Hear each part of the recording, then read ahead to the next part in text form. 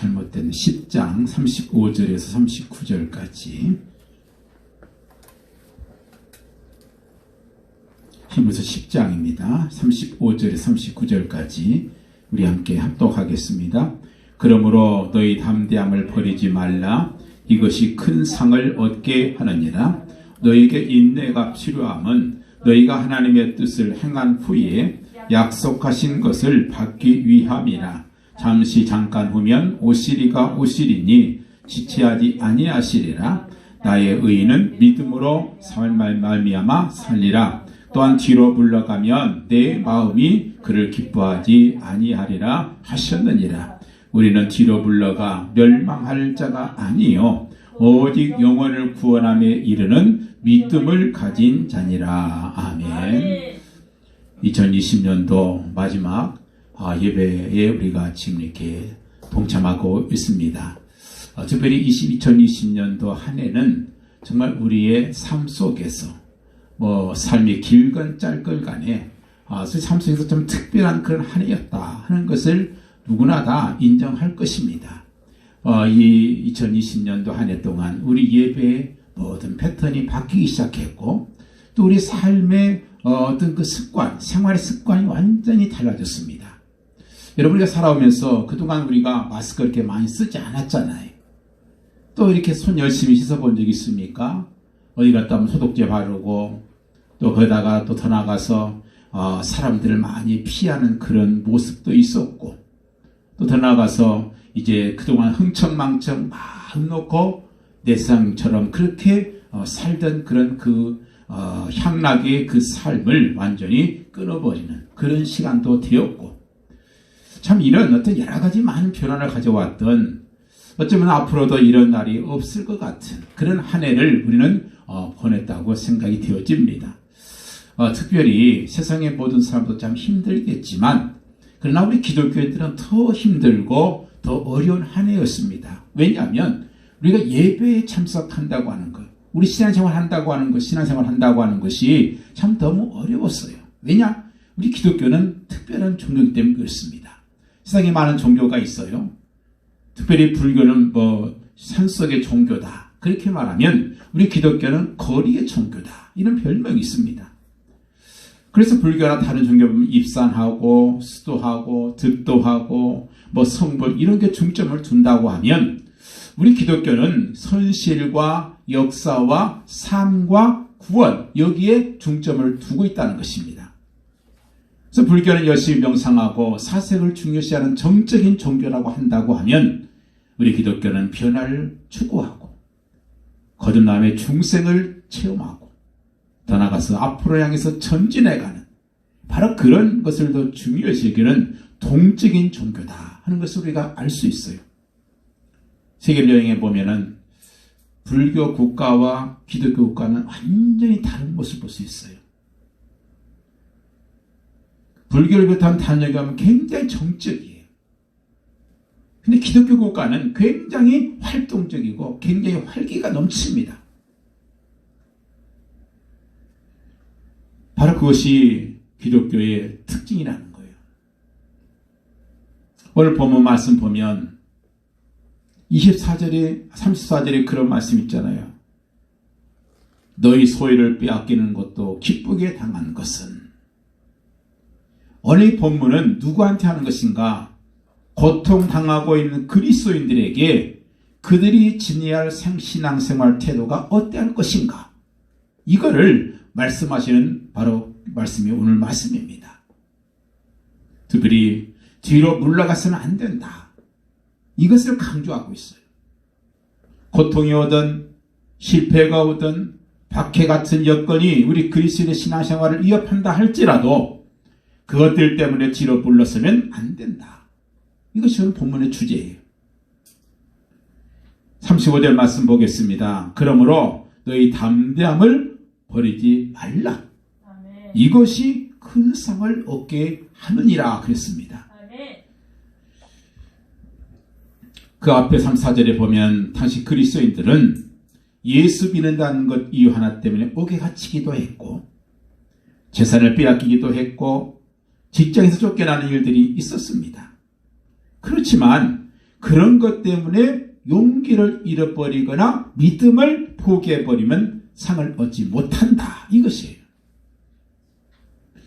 우리 기독교 역사를 보게 되면 핍박과 박해와 어려움이 있을 때 오히려 더 기독교는 활발해지고 더 순수해지고 더 크게 활성화된 걸 볼 수 있습니다. 오히려 평안했을 때 타락하고 진리를 잊어버리는 그런 모습들 우리가 기독교 역사를 통해서 볼 수 있지요. 히브리서 11장 6절 말씀 보면 믿음이 없이는 기쁘시게 못하나니 하나님께 나아가는 자는 반드시 그가 계신 것과 또한 그가 자기를 찾는 자들에게 상 주시는 이심을 믿어야 할지니라. 아멘. 오늘 35절 말씀 보니까 너희의 담대함을 잃어버리지 말라. 이것이 큰 상을 얻게 하느니라. 이 두 말씀을 이렇게 연결시켜 보면은 바로 이런 내용이에요. 시험이 오든 실패가 있을 수 있다는 거예요. 그렇지만 그런 것들 때문에 낙심하지 않고 뒤로 물러가지 않고 담대한 믿음으로 이기게 되면 그들에게 상을 주겠다. 그 말이에요. 아멘. 상을 주겠다. 여기서 상이라고 하는 것은 세상의 상과 다른 두 가지 특징이 있어요. 그 첫 번째는 하나님께서 주신다는 거예요. 하나님께서. 최고의 영예와 상은 아마 대통령상이겠죠. 그러나 우리가 받는 상은 하나님이 주시는 상이라는 겁니다. 최고의 상을 받게 되는 것이죠. 세계 지성인들이 받기를 가장 소망하는 상이 하나 있어요. 잘 아시는 노벨상이죠. 노벨은 스웨덴의 화학자였습니다. 발명가였어요. 그가 1863년도에 폭약을 발명합니다. 그리고 공장을 설립해서 거기서 이 화약을 제조하다가 그 과정에서 공장이 폭파되어서 동생과 종업원 4명이 희생되는 비운을 걷기도 했습니다. 그렇지만 그 폭약, 그 화약 때문에 그는 갑부가 되었고요. 나중에 그가 유언에 따라서 1901년도에 노벨상 제도를 만들어서 지금까지 시상을 해오고 있습니다. 1895년도 11월 27일 유언장을 통해서 그가 이렇게 유언을 했어요. 인류 복지에 가장 구체적으로 공헌한 사람들에게 나누어 주세요. 그러면서 자신의 유산인 3,100만 크로나를 스웨덴 왕립 아카데미에 기증을 했습니다. 그 상은 물리, 화학, 생리, 과학, 문학, 의학, 경제, 평화 이런 부분에서 시상을 매년 하고 있잖아요. 우리나라에서는 평화상을 받은 김대중 전 대통령 한 사람뿐입니다만은 어쨌든 간에 시상식은 매년 12월 10일 스웨덴 국왕이 임석한 가운데 진행이 되고 그에게는 수상자에게는 금메달을 주고 또 22만 달러 정도의 상급을 줍니다. 여러분 그러나 우리 용기와 믿음으로 인내로 자신의 믿음을 지킨 사람들이 받는 상은 하나님이 주신 거라는 거예요. 노벨상과는 비교가 안 되는 천군 천사가 부르는 승리의 노래 속에서 하나님께서 직접 베풀어 주신 그 상을 주시겠다는 거예요. 얼마나 큰 영광입니까? 두 번째 이 상의 특징이 뭐예요? 영원한 상이라는 거예요. 아멘. 세상에 많은 상이 있지만 그건 전부 다 뭐예요? 올림픽에서 상을 받던 노벨상을 받건 대통령상을 받건 어쨌든 간에 이것은 지상에서만 가치가 있고 영예가 있는 것이지 그 이상 하늘에서 인정되지 않습니다. 그러나 하나님께 주시는 상이라고 하는 것은 영원한 상이고 그 영광과 가치에 있어서 인정되고 영원히 평가받는 그런 상이라는 거예요. 영원한 상, 없어지지 않는 상, 녹슬지 않는 상, 그 가치가 영원히 존속되는 그런 상을 주시겠노라. 누구에게요? 믿음으로 인내하는 사람에게. 아멘. 두 번째로 36절 말씀 보니까 너에게 인내가 필요하다. 왜 인내가 필요하냐? 너희가 하나님의 뜻을 행한 후에 약속하신 것을 받기 위함이라. 우리 믿음 생활에서 가장 중요한 것이 뭐예요? 인내라는 거예요. 지속이라는 겁니다. 이런 지속하지 않으면, 참고 나가지 않으면 그것은 절대 상을 얻을 수 없죠. 약속을 받을 수가 없죠. 인내는 우리 그리스도인이 가져야 할 가장 소중한 품성 중에 하나입니다. 짐승도 단번에 성을 내지는 않아요. 근데 하물며 우리 사람이 인내할 줄 알아야 그게 사람 아니겠어요. 이태리가 나온 세계적인 바이올리스트가 있습니다. 파가닌이라는 분이에요. 이분이 어느 날 연주를 하는데 바이올린 줄 하나가 딱 끊어져 버립니다. 숨을 죽이고 듣고 있던 청중들이 깜짝 놀랐어요. 근데 파가닌은 조금 더 당황하지 않고 남은 세 줄 가지고 계속해서 연주를 합니다. 한참 연주하고 있는데 또 하나가 또 끊어져 버렸어요. 그야말로 장례가 술렁거리기 시작하죠. 그런데 이 파가니는 침착하게 두 줄 가지고 또 연주를 하는 거예요. 그런데 마지막 세 번째 줄이 또 한 번 또 끊어져 버립니다. 그는 잠시 연주를 멈추더니 한 손으로 바이올린을 높이 치켜들면서 줄 하나와 파가니니 이 소리를 외치고 마지막까지 완성을 했어요. 사람들이 그게 감동을 받았어요. 연주가 중요한 게 아니라 끝까지 포기하지 않고 끝까지 연주를 마쳤다고 하는, 바로 거기에 사람들이 감동을 받은 거죠. 암놈 펭귄은 알을 낳으면 순놈 펭귄이 그것을 자기 발 위에 올리고 발등 위에 올리고 날개로 푹 품습니다. 그래서 새끼가 나올 때까지 그렇게 그 새끼 알을 품습니다. 그리고 최소한 두 달 동안 꼼짝도 않고 먹지도 않고 영하 40도의 그 추위와 시속 40km의 강풍을 견디면서 그렇게 그 순놈 펭귄은 그걸 참습니다. 참 이런 그 펭귄의 그 인내를 보면 우리 사람들의 인간의 그 인내라는 것이 너무 나약하고 너무 무력하다. 그걸 우리가 느끼게 돼요. 우리 신앙인의 인내도 몇 개가 아니에요. 참을성도 없고 기다릴 줄도 모르고 조금만 괴로워도 짜증내고 원망하고 약간만 고통스러워도 신경질 내는 거 하면 쉽게 절망하고 포기해버리는 그런 신앙인이 얼마나 많습니까? 크리미아 전쟁 당시에 부상으로 다리를 잘라야 하는 병사가 있었어요. 마취제가 없습니다. 다리를 자르지 않으면 죽어요. 그래서 나이팅게일이 그 병사에게 이렇게 부탁을 합니다. 최대한 용기를 가지고 아픔을 참아야 됩니다. 그 병사는 막대기 하나를 달라고 주문을 했어요. 그 병사는 막대기 끝부분을 입으로 깨물면서 수술이 끝날 때까지 한마디도 소리를 지르지 않고 수술을 마쳤습니다. 그 수술을 끝낸 후에 막대기를 보니까 끝부분이 완전히 뭉개져 있었던 거예요. 이 이야기는 우리에게 깊은 교훈을 줍니다. 고통이나 좌절로 아픔을 겪을 때, 실패나 절망으로 괴로움을 당할 때 우리가 붙잡을 것이 뭔가? 세상에 붙잡을 거 없습니다. 그것은 바로 그리스도의 십자가. 예수 그리스도의 십자가밖에 없다는 거예요. 왜냐? 그 십자가보다 더 억울한 사건이 어디 있어요? 예수님의 십자가보다 더 쓰라린 아픔의 사건이 어디 있습니까? 예수님의 십자가보다 더 골 깊은 상처도 없잖아요.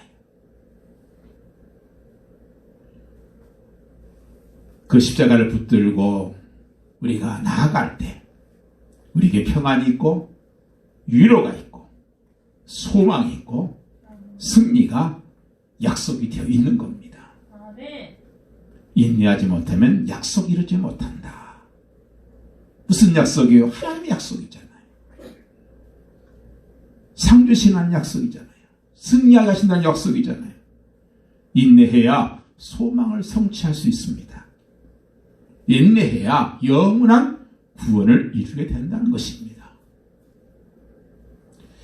세 번째로 38절 말씀 보면 나의 의는 믿음으로 말미암아 살리라. 아멘. 또한 뒤로 물러가면 내 마음이 그를 기뻐하지 아니하리라 하셨느니라 그랬습니다. 뒤로 물러간다. 철회한다는 거예요. 후퇴한다는 거예요. 뒤로 끌다 이 말이에요. 뒤로 물러가는 사람, 자신의 목적이나 계획을 쉽게 처리해버리는 사람, 심지어 자신의 믿음까지도 신앙생활까지도 포기해버리는 사람, 이거 하나님께서 기뻐하지 않는다는 거예요. 하나님께서 기뻐하지 않은 사람이 무슨 상을 받겠습니까? 단순, 반복, 지속할 수 있는 신앙. 무엇이든지 마찬가지. 세상 일도 단순하게. 복잡하면 안 돼요. 단순히. 그리고 지속하고. 안 되면 또 반복해보는. 바로 그런 이것이 성경의 비결 아니겠습니까? 뒤로 물러간다. 남을 뒤로 끌어내리는 사람이에요. 그러니까 이 뒤로 물러가는 사람은 자신도 주저앉고 남도 끌어내리는 그 사람이 하나님을 기쁘시게 못하는 사람이라는 거예요. 굼벵이도 앞을 향해서 가잖아요. 지렁이도 앞을 향해서 갑니다. 개미도 앞을 향해서 가요. 하루살이도 앞으로 날아가죠. 자동차도 비행기도 사람도 앞으로 갑니다. 지금 많이 도로가 좋아졌습니다마는 옛날에 명절 되면 얼마나 도로가 막혔는지. 부산 가는데 열 몇 시간 걸리고 대전 가는데 10시간 걸리고. 그렇지만 그들이 20시간이 걸리든 10시간이 걸리든 고향에서 앞으로 갔기 때문에 가족을 만날 수 있는 거죠. 뒤로 가는 것은 10분도 지겹고 힘이 듭니다. 그러나 앞으로 가는 사람 조금 힘들어도 거기에는 소망이 있고 또 성취가 있잖아요. 이스라엘 민족을 보십시오. 그들이 애굽을 떠나 40년 만에 가나안 땅에 도착을 합니다. 얼마나 치루하고 얼마나 험난한 여정이 있겠어요. 그들은 그 가운데서 그들이 떠났던 애굽으로 돌아가자고 계속해서 대들고 소리치는 그런 모습을 볼 수 있습니다. 출애굽기 14장 12절 말씀 보면 홍해 앞에 선 이스라엘이 애굽으로 돌아가는 것이 광야에서 죽는 것보다 낫겠다. 그러면서 소리치고 저항한 것을 볼 수 있어요. 출애굽기 16장 3절 말씀 보면 신광야에 이른 그들이 광야에서 굶어 죽는 것보다 차라리 애굽의 고깃가마 곁에서 실컷 먹다가 죽는 게 더 좋을 뻔했다. 그러면서 원망하는 장면이 나옵니다. 그들의 관심은 전진에 없어요. 오직 뒤로 돌아가는 그 궁리에만 바빴습니다. 세상에는 세 종류의 사람이 있다 그래요. 과거 지향적인 사람이 있어요. 입만 열면 소시적에 나 어렸을 때 옛날에 그 향수, 그 지난날의 향수에 사로잡혀서 미련에 사로잡혀서 사는 사람들이 있습니다. 이런 사람들이 보인 것은 항상 소식적에 옛날에 이 말밖에는 없어요. 또 현실주의자들 있지 않습니까? 지금 이 세상, 지금 이 최고다. 과거가 필요 없듯이 미래도 필요 없다. 오늘 이 순간 내가 즐기고 이 시간 한탕주의하고 이 단발적인 삶 속에 만족을 하고 현실을 즐기는 그런 사람들이 많습니다. 오늘 언론사에서 그 압구정 등의 그 번화가에 지나다니는 청년들을 붙들고 인터뷰를 했어요. 당신의 꿈이 뭡니까? 꿈이요? 그 꿈 같은 건 왜 꿔요? 오늘 저녁에 나이트클럽 가는 것이 내 꿈입니다. 이런 사람들이 많았다는 거예요. 예수 믿는 것도 당장 오늘 내게 무슨 복이 있느냐? 지금 나에게 무슨 유익이 있느냐? 나한테 득되는 것이 뭐냐? 유익한 것이 뭐냐? 이거 생각하면서 예수 믿는 현실주의 그리스도인이 참 많습니다. 그렇지만 오늘 말씀처럼 뒤로 물러가지 않고 앞을 향해 전진해가는 비례지향적인 사람들이 있습니다. 하나님께서 모세를 애굽에 보내시고 10가지 쟁을 내신 재앙을 내신 다음에 이스라엘을 애굽에서 나오게 하신 이유가 뭐예요? 과거를 그리워하거나 현재의 그 광야 생활을 불평하라고 보내신 것이 아니잖아요. 가나안이라고 하는 미래지향적인 복지를 향해서 전진하도록 인도하신 거 아니겠습니까?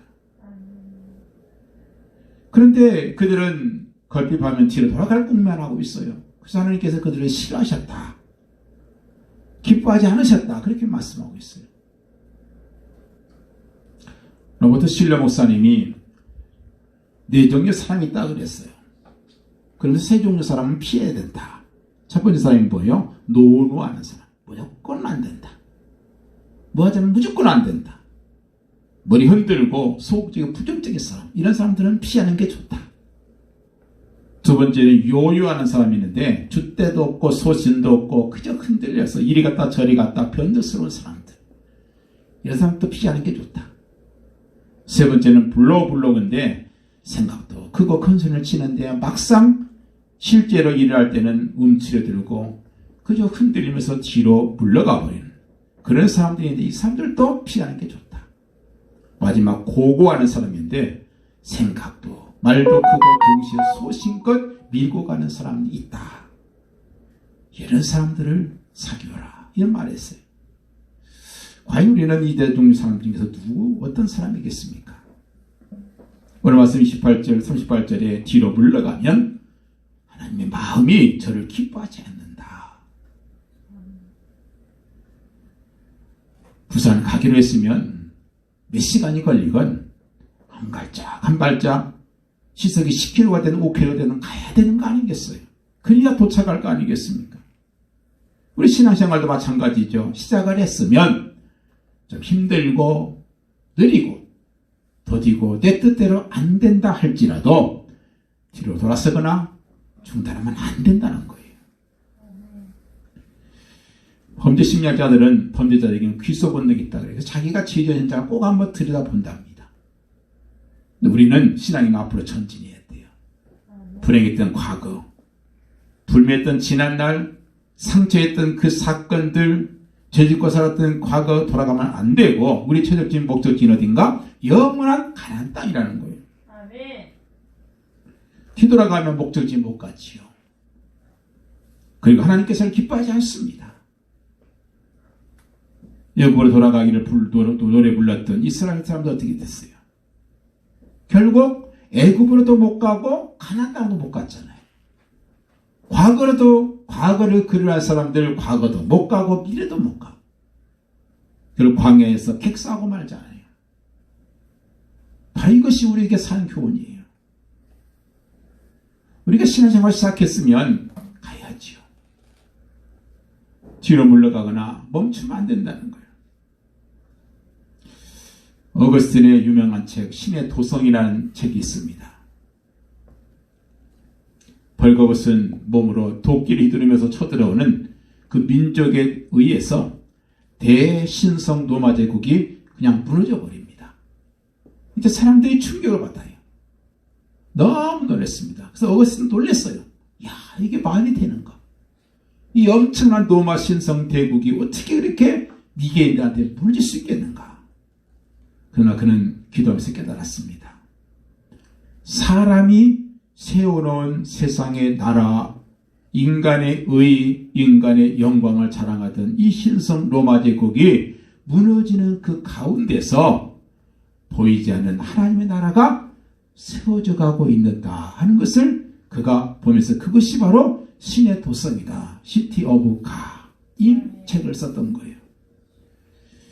여러분, 우리는 우리 자신에게 내게서 교만이 무너지고 내가 세웠던 세상의 모든 바벨탑들이 무너지는 그 순간 우리는 새롭게 세워지는 자신의 아름다운 영적인 세계가 있다는 사실을 볼 수 있어야 돼요. 아멘. 그것이 바로 신앙의 눈입니다. 아멘. 세상의 것이 무너지면서 내가 세우는 세상의 것이 무너지면서 하나님께서 세우신 새로운 나라가 시작되고 있다는 거예요. 아멘. 믿음은 믿음으로 연결시켜주는 힘이 있어요. 여기에 우리의 담력이 있고 우리 인내가 있는 거 아니겠어요? 오늘 본 말씀에서 뒤로 물러가면 내 마음이 저를 기뻐하지 아니하리라 그랬습니다. 오직 믿음으로 전진하여 하나님을 기쁘시게 하는 자들이 되어야 된다 이 말이에요. 여러분 이게 기독교인의 뭐 아니겠어요? 사람들은 어렵다고 하고 힘들다고 좌절하고 낙심해 있지만 기독교인들은 어떻게 했어요? 좌절하지 않습니다. 낙심하지 않아요. 오히려 더 앞을 향해서 가는 거예요. 아멘. 앞에서 비바람이 몰아쳐도 그걸 뚫고 지나가는 그 힘이 우리 기독교인에게만 있는 거예요. 아멘. 만약에 우리 믿음의 선배들이 어려움이 있다고 핍박이 있다고 질병이 있다고 재앙이 있다고 만약에 그들의 신앙을 포기해버리고 뒤로 물러갔다고 하면 옛날로 돌아갔다고 하면 저와 여러분들은 지금 이 자리에 없을 겁니다. 왜냐 신앙은 끊어져 버렸기 때문에. 근데 그들은 그 순간에 오히려 앞을 향해서 나갔어요. 아멘. 왜요? 믿음이 있으니까 그래요. 믿음. 노만 빈센트 피얼이라고 하는 나이 많은 목사님 한 분 계셨어요. 이분이 어느 날 플로디아에서 뉴욕으로 집회를 인도하기 위해서 비행기를 타고 왔습니다. 근데 그 큰 비행기에 자기가 혼자 타고 간 거예요.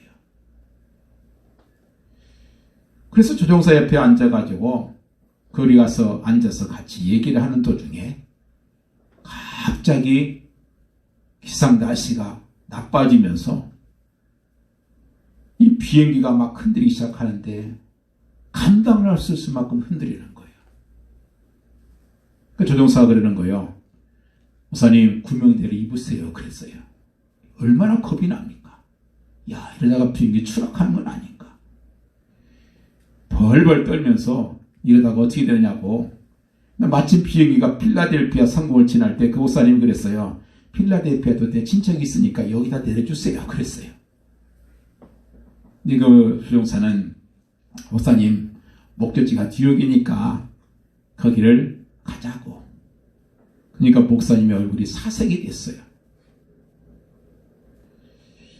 그러는 중에 무사히 그 악화된 그 기상을 뚫고 뉴욕에 도착하게 됩니다. 뉴욕에 내리면서 미안한 마음이 들어서 조종사에게 어떻게 그렇게 그 요동치는 비행기를 그렇게 태연하게 운전을 할 수 있었느냐고 그렇게 물었어요. 그러더니 그 조종사가 껄껄 웃으면서 하는 말이 오랜 시일에 걸쳐서 여러 번 이런 경험을 했기 때문에 그렇게 운전할 수 있었던 것이고 또 한 가지는 더 중요한 것은 믿음이지요. 그 말하는 거예요. 믿음이지요. 자신은 목사인데 믿음이란 이 말에 충격을 먹었어요. 믿음? 생각해보니까 자기가 벌벌 떨었던 것은 믿음이 없었던 것을 깨닫게 됐죠. 여러분 저와 여러분들 이제 그리스도라고 하는 비행기를 타고 항해 중에 우리는 가고 있습니다. 아무리 거센 바람이 불어와도 우리는 도중에 나 여기 내려주세요. 그렇게 할 수 없어요. 무서워 떨어도 비행기는 목적지까지 그대로 갈 것입니다. 우리가 소망하는 믿음대로 내 원대로 되지 않는다고 해서 낙심할 필요도 없어요.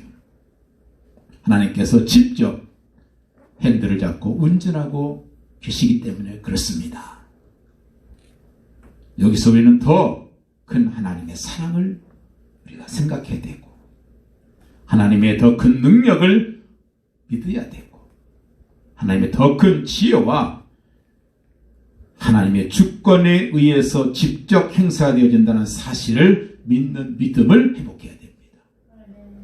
이것이 믿음이고 이것이 우리에게 담력과 인내와 진정한 평안을 줄 수 있는 것입니다. 주님께서는 우리에게 지금도 말씀해요.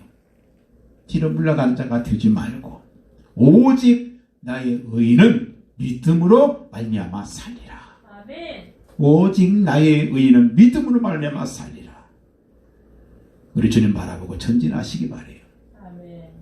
세상 바라보고 계층을 바라보고 사람 보고 사건 보고 경치 보고 바이러스 보고 그렇게 하면 전진하지 못합니다. 주님이 우리의 최종적인 목표이고 영원한 세계가 우리 최종 목적지입니다. 뒤로 물러가지 맙시다.